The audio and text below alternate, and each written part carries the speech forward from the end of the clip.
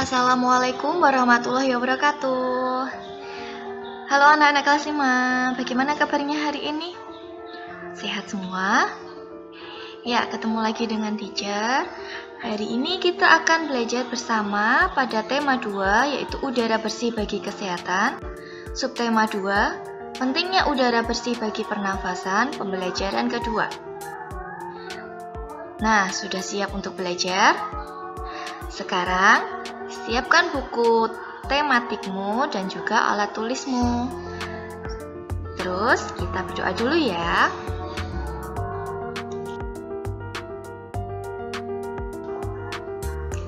Nah, tujuan pembelajaran kita hari ini adalah untuk muatan IPA.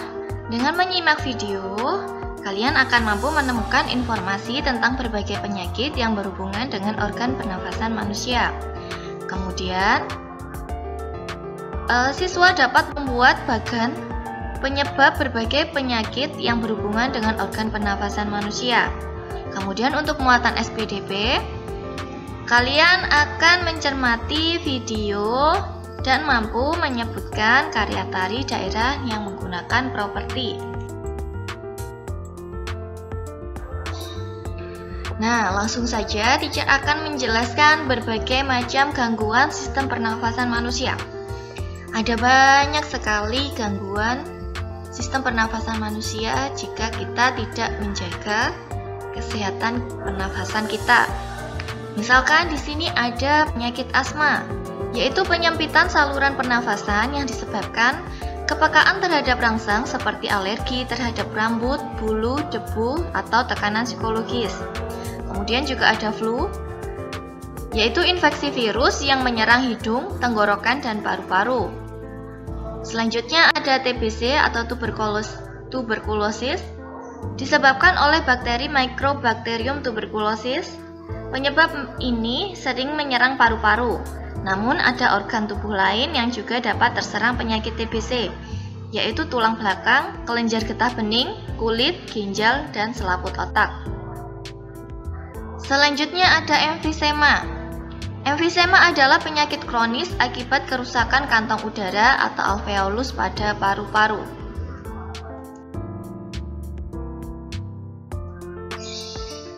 Penyakit yang lainnya ada bronkitis, yaitu peradangan pada bronkus. Selanjutnya ada tonsilitis, yaitu peradangan yang terjadi pada amandel atau tonsil yang disebabkan oleh virus atau bakteri. Kemudian ada kanker paru-paru, pertumbuhan sel kanker yang tidak terkendali dalam jaringan paru-paru.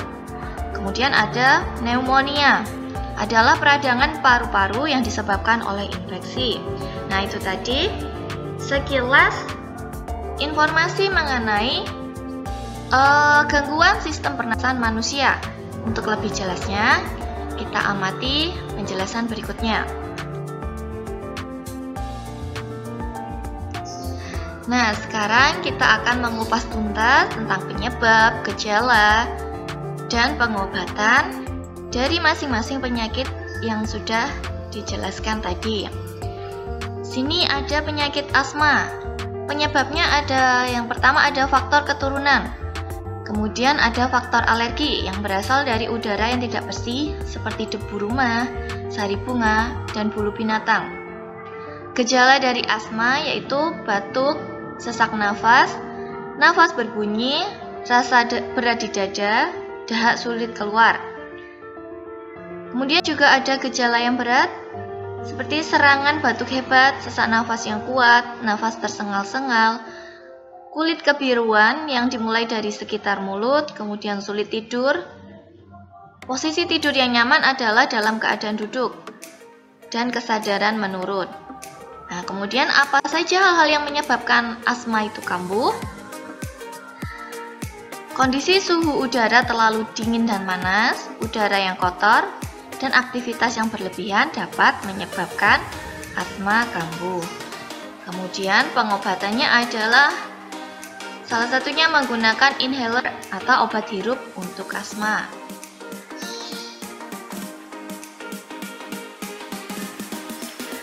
Flu. Penyebab dari flu ini adalah virus yang bernama influenza. Gejalanya ada batuk, sakit kepala, hidung tersumbat, tenggorokan sakit, badan terasa lemas dan demam. Kemudian pengobatannya, untuk flu ringan dapat diatasi dengan banyak beristirahat, mengonsumsi makanan sehat yang mengandung vitamin C, dan minum banyak cairan.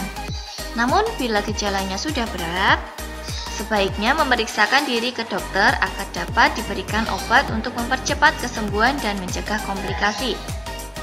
Cara mencegah flu yang paling efektif adalah menjalani vaksinasi influenza. Selain itu, kamu juga dianjurkan untuk rajin mencuci tangan dan menghindari berdekatan dengan penderita flu.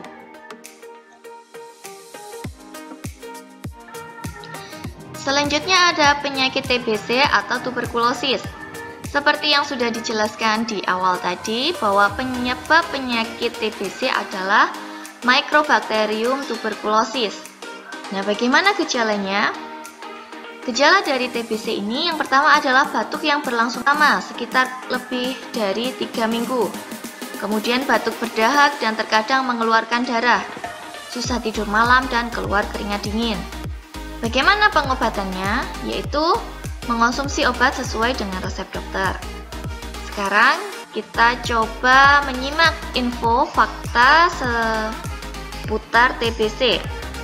Yang pertama adalah TBC merupakan salah satu dari 10 penyebab kematian terbesar di dunia. Kemudian penderita TBC dapat pengobatan selama 6 bulan. 1 orang terinfeksi TBC setiap detik. Indonesia merupakan negara kedua penderita TBC terbanyak di dunia.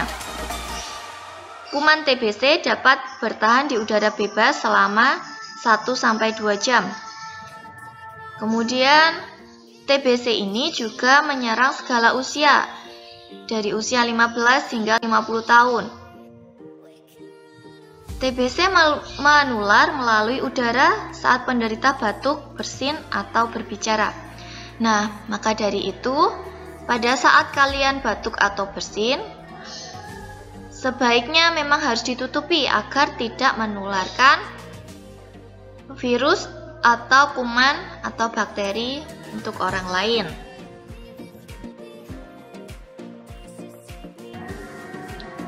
Penyakit emfisema. Penyebabnya ada asap rokok, polusi udara, asap atau debu bahan kimia. Kemudian gejalanya ada nafas menjadi pendek, batuk, cepat lelah, penurunan berat badan, jantung berdebar, bibir dan kuku menjadi biru, serta depresi. Pengobatannya, dokter paru memberikan obat pelega nafas seperti terbutaline untuk meredakan gejala, kemudian terapi pendukung seperti fisioterapi dan operasi untuk penderita emfisema berat. Nah, untuk menghambat perkembangan emfisema, yaitu dengan menghentikan kebiasaan merokok, menghindari asap atau polusi udara, berolahraga secara teratur, serta melakukan vaksinasi. Nah, pada gambar ini kita bisa melihat alveolus yang normal dan yang mengalami gangguan.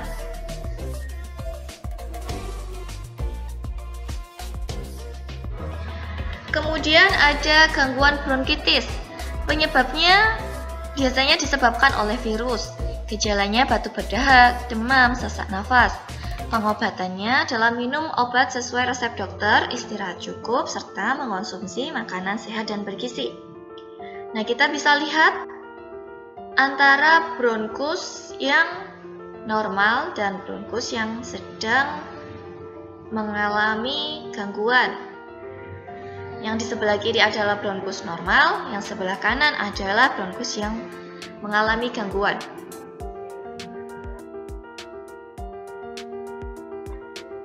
Selanjutnya ada gangguan tonsilitis, penyebabnya adalah virus atau bakteri.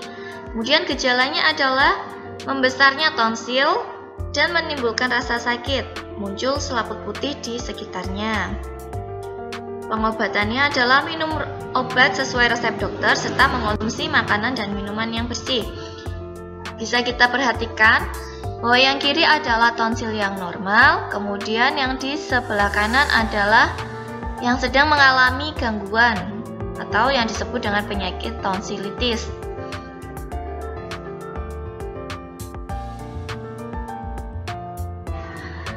Kemudian ada kanker paru-paru.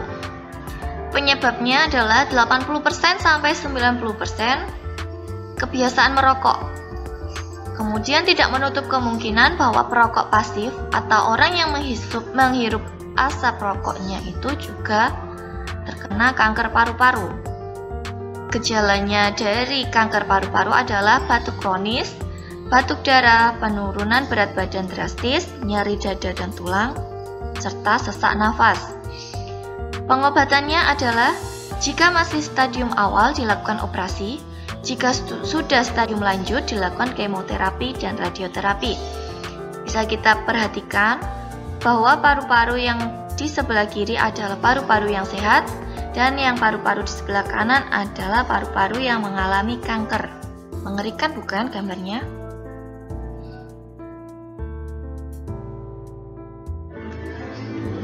Selanjutnya ada penyakit pneumonia atau sering juga disebut dengan paru-paru basah. Penyebabnya adalah infeksi bakteri, virus atau jamur. Gejalanya batuk, demam, sesak nafas, menggigil, serta kelelahan. Pengobatan dan pencegahannya adalah sebagai berikut. Pengobatan disesuaikan dengan penyebab dan tingkat keparahan dari kondisi yang dialami. Pneumonia dengan infeksi bakteri akan ditangani dengan pemberian antibiotik. Kemudian bagaimana cara pencegahannya? Yaitu menjalani vaksinasi, memperkuat daya tahan tubuh misalnya dengan mencukupi asupan nutrisi, menjaga kebersihan diri, tidak merokok, tidak mengkonsumsi minuman beralkohol, serta menjaga jarak dengan orang yang sedang sakit batuk atau pilek. Nah, kita perhatikan gambarnya. Bagian atas merupakan kantung udara yang sehat, dan yang gambar di bawah merupakan kantung udara yang dipenuhi oleh cairan. Nah, itu tadi merupakan penjelasan dari penyebab, gejala, pengobatan, dan pencegahan dari berbagai penyakit yang menyerang saluran pernafasan manusia. Sekarang kalian sudah bisa menjawab pertanyaan pada buku tematik halaman 58. Setelah itu, kalian pilih satu penyakit atau gangguan, kemudian buatlah bagannya. Kalian pasti bisa. Semangat ya!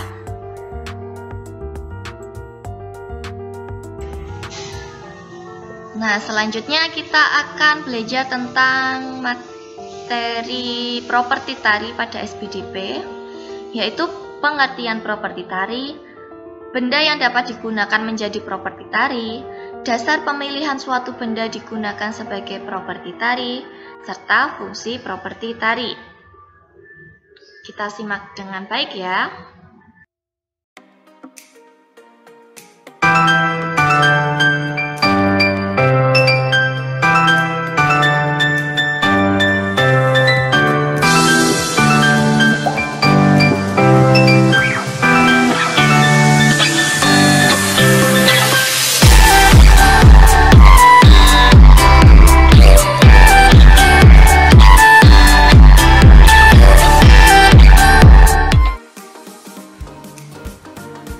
Halo teman-teman, Assalamualaikum warahmatullahi wabarakatuh. Berjumpa lagi bersama saya Siti Fatimah Agustini di channel Kids Learning Indonesia. Di video kali ini kita akan belajar mata pelajaran SBDP, yaitu mengenai properti tari.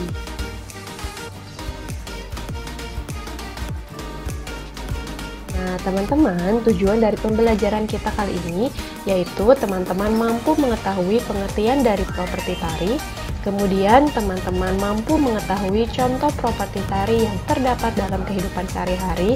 Dan yang terakhir, teman-teman mampu mengetahui berbagai tari kreasi daerah dengan properti tarinya.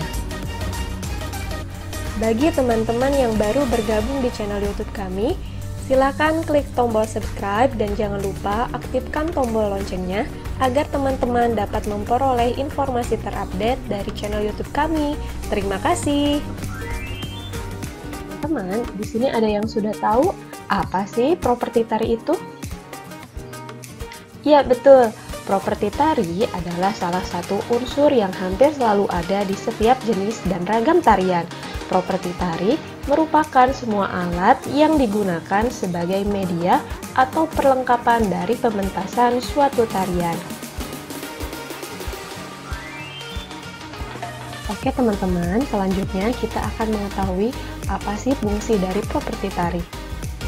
Penggunaan properti tari ditujukan untuk memberikan kesan keindahan atau estetik sekaligus sebagai media untuk menyampaikan makna yang terkandung dari suatu tarian.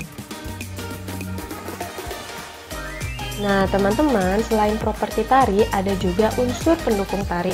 Apa saja sih unsur pendukung tari? Di antaranya ada musik, iringan tari, tata rias, panggung, dan tata busana.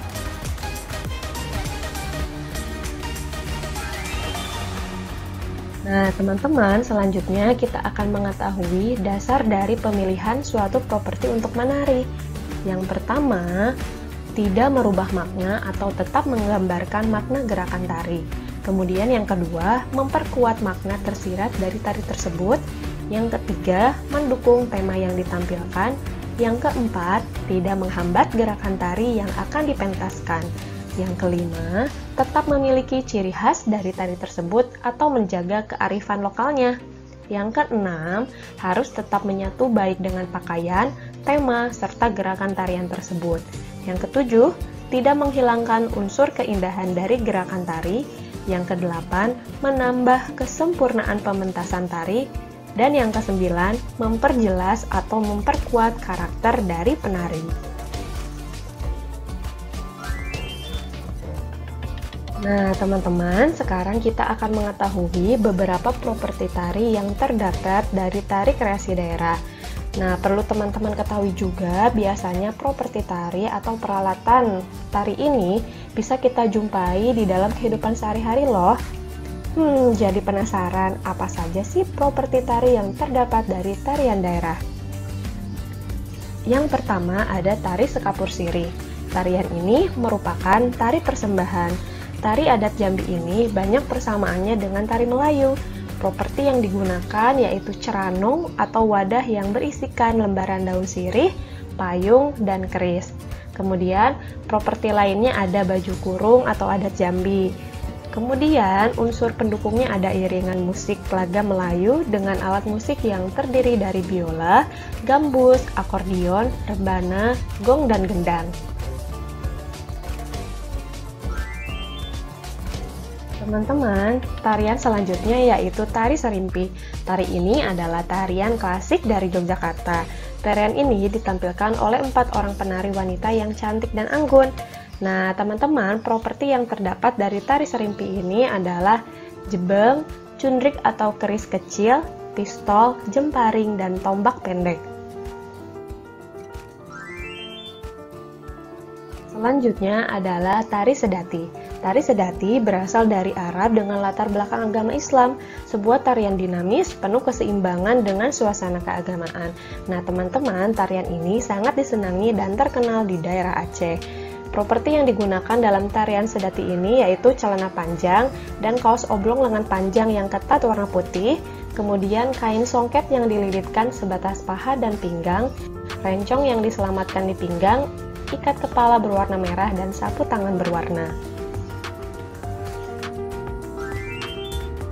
Tarian selanjutnya yaitu tari piring. Dalam bahasa Minangkabau, tari piring disebut dengan tari piriang, yaitu salah satu seni tari tradisional di Minangkabau yang berasal dari kota Solok, Provinsi Sumatera Barat. Tarian ini dimainkan dengan menggunakan piring sebagai properti utamanya.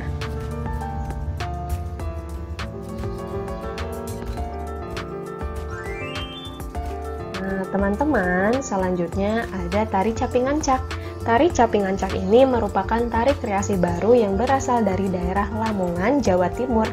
Tari caping ancak menggambarkan kehidupan para petani dalam menanam, merawat, dan memanen padi. Nah, properti yang digunakan dari tarian ini yaitu caping dan baju adat, ikat kepala dan sabuk di pinggang.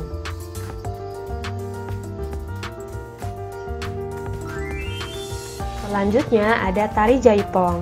Nah, tari jaipong atau jaipongan ini merupakan jenis tarian sosial tradisional Sunda, Karawang, Jawa Barat yang sangat populer di Indonesia.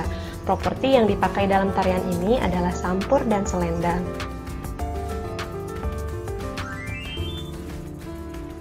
Nah, teman-teman, selanjutnya bisa teman-teman baca sendiri ya di tabel ini untuk melihat beberapa tarian daerah dan properti tarinya.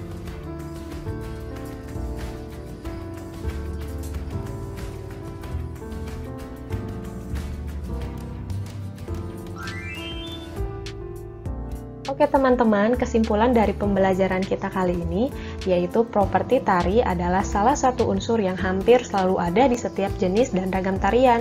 Properti tari merupakan semua alat yang digunakan sebagai media atau perlengkapan dari pementasan suatu tarian.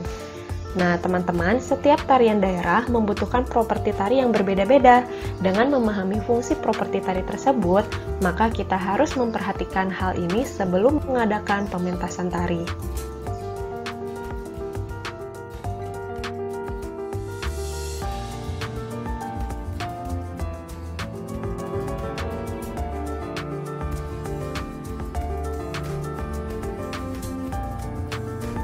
Oke teman-teman, cukup sekian pembahasan materi dari saya.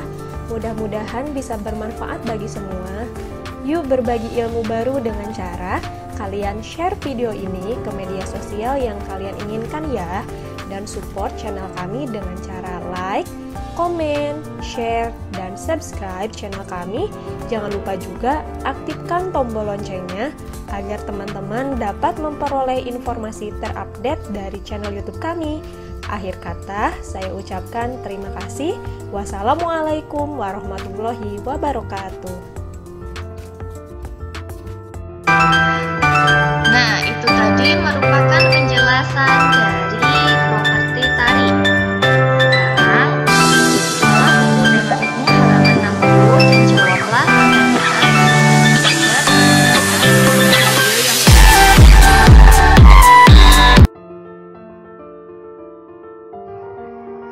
Cukup sekian dulu ya penjelasan dari teacher.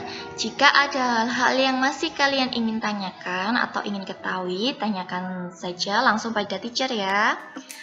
Semoga apa yang kita pelajari hari ini bermanfaat.